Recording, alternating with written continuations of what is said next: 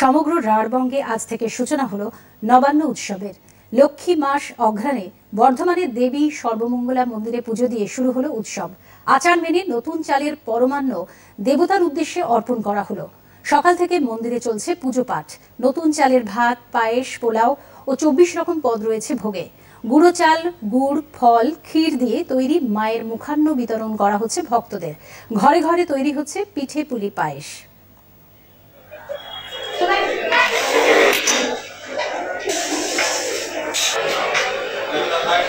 বাঙালির নতুন অন্নের উৎসব আমাদের সর্বমঙ্গলা মন্দিরে, আমাদের মন্দিরের চিরাচরিত যে ট্র্যাডিশন আছে সেই ট্র্যাডিশন অনুযায়ী প্রত্যেক বছর মতো এবছরও নবান্নের আমরা আয়োজন করেছি। আজকের দিনে আমাদের এখানে 1200 মানুষকে আমরা কুপনের মাধ্যমে প্রসাদ বিলি করব। এছাড়া মায়ের যে মুখান্ন, গুঁড়ো চাল, গুড়, ক্ষীর, কাটা ফল, এই সমস্ত দিয়ে মায়ের যে একটা মুখান্ন তৈরি হয়, যেটাকে নবানের ঘাট আমরা বলি, সেটাও বিতরণ চলছে। প্রায় আমাদের হিসাবে প্রায় এখন 3500-এর মতো মানুষ ফল নিয়ে, প্রসাদ নিয়ে চলে গেছেন। এখানে মায়ের পুজো দিতে এসেছি, পুজো দিলাম, এবার মায়ের ভোগ নেব বলে বসে আছি।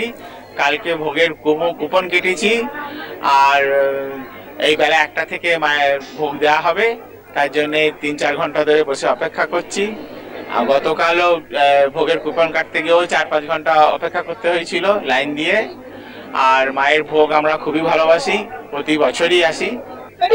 এই 2 বছর হলো ভোগ দিতে আসছি, মায়ের ভোগ খাবো বলে, মায়ের প্রসাদ, সেই জন্য এসেছি।